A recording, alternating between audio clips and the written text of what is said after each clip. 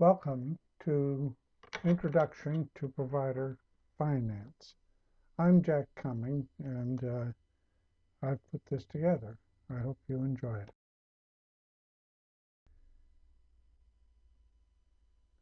A provider for continuing care retirement community, we familiarly call them CCRCs, is an organization. Rarely it might be a person or a partnership. It's generally an organization.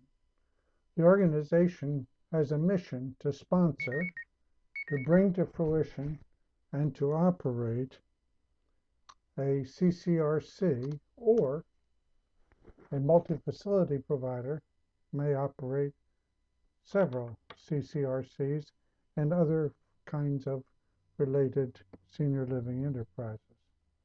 The core financial focus for the provider is the viability of the entity as a continuously operating venture.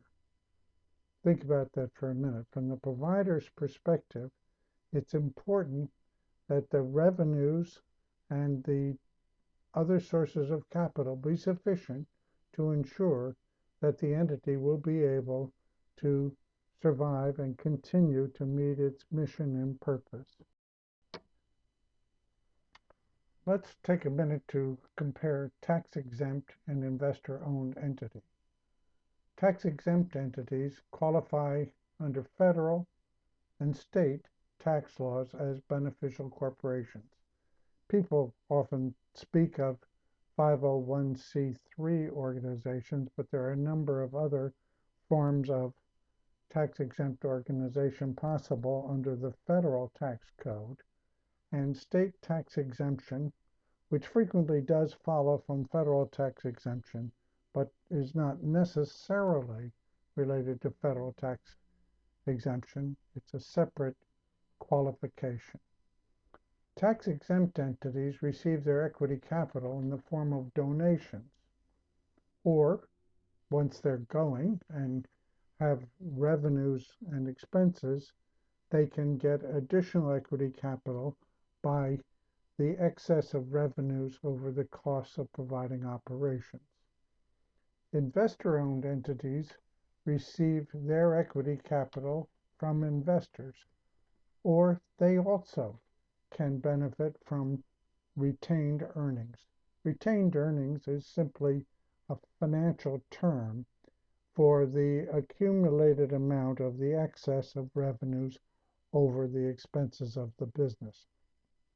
In both instances, the providers of the equity capital can expect a fair return commensurate with their aims in making the investment. So the providers of donations to a tax-exempt entity expect to get their return in terms of the achievement of the mission of the organization. For example, if the organization is formed to feed the poor, they want to maximize the number of poor who can be fed for a given level of donation. That's the return on their investment of donated capital in the enterprise that they expect. Likewise, investors expect a fair return on their investment. People who own shares of stock in corporations expect to receive a return on their investment. They don't expect to lose money. That doesn't mean that they're greedy. They just expect to receive a fair return for the risk that they've taken in making the investment. And the return should be commensurate with the risk and the wisdom of the leadership of the enterprise.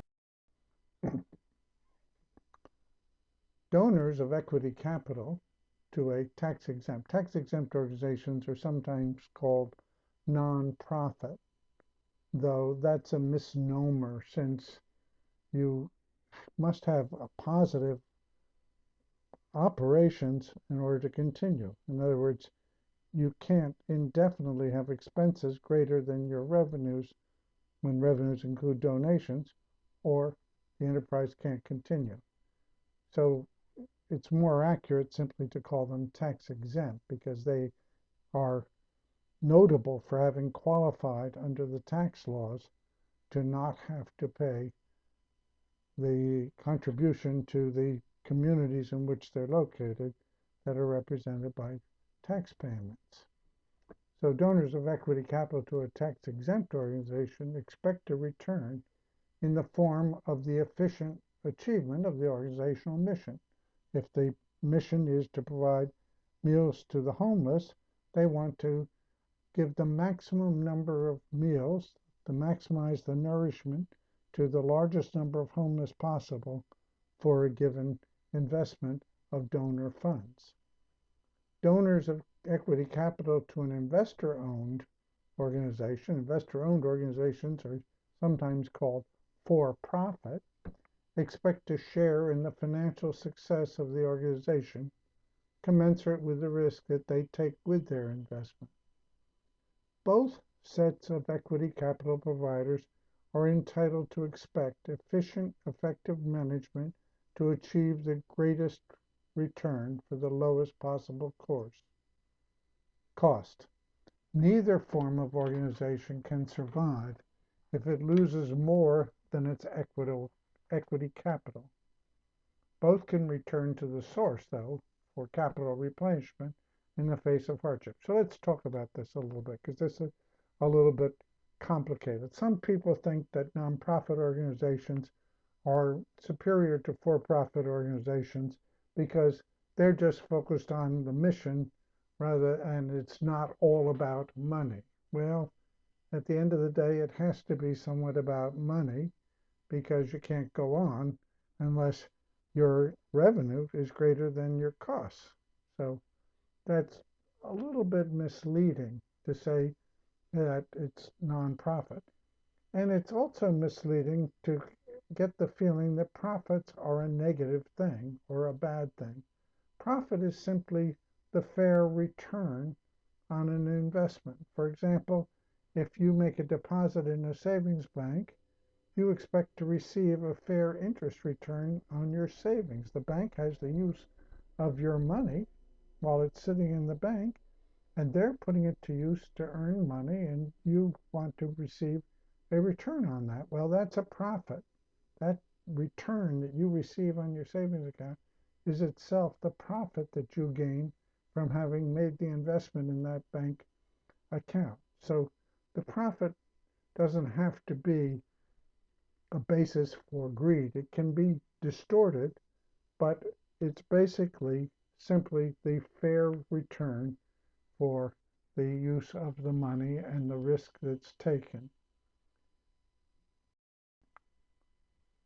Charles Dickens had William Micawber say, annual income £20, annual expenditure £19, 19 and 6, result happiness. Annual income £20, annual expenditure £20, ought and 6, result misery. That's the principle that we're talking about here with nonprofit versus for-profit. Every enterprise has to live within its income, just as a family has to live within its income. And the excess, for example, in a family of the family's income, the amount that the family is able to save represents the profit. The same is true of an organization. The profit that they make every year accumulates and represents the savings of the organization that can be used for future purposes, just as the savings of a family can be used for future purposes. The nonprofit may make up losses with fresh donations. So if the nonprofit mission is to feed the homeless and they charge $0.25 a meal, but the meals cost 35 cents, well, they would be forever losing 10 cents per meal on the meals provided unless donors continuously make up that loss with fresh donations. Likewise, a for-profit organization can make up losses with fresh investors.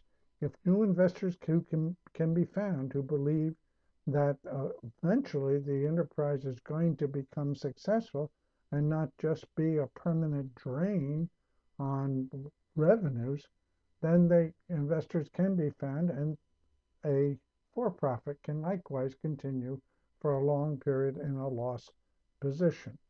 But eventually, all organizations must return positive results or go out of existence. Now let's look at the sources of funds. And this is really relatively simple, and I've focused here particularly on the CCRC example since that's what our interest here is. Equity funds, the at-risk money for the organization, come from donors in the case of nonprofit or tax-exempt organizations, and from investors in the case of for-profit or investor-owned organizations. Debt funds can come from bonds or similar sources. Tax-exempt organizations can save interest by using tax-exempt financial instruments. And there are investment banking firms that specialize particularly in the CCRC industry, namely Ziegler and Cain Brothers. And they work closely with CCRC and other nonprofit operators to help them raise debt funding for ventures that are expected. Of course, the providers of that debt funding expect their investment to be shielded from loss by equity funds, and so they look for strong donor support before they're willing to make their contribution. And finally, retained earnings can result from operating funds. Operating funds are resident entrance fees, monthly fees, and fees for service, plus fees for service provided to non-residents. Now, resident entrance fees are paid in anticipation of contract commitments, and so they really need to be stewarded and set apart in a relationship that ensures that the needed funds will be there when the services that have been contracted for and committed to are to be delivered. And that's an area that we'll touch on in a subsequent discussion.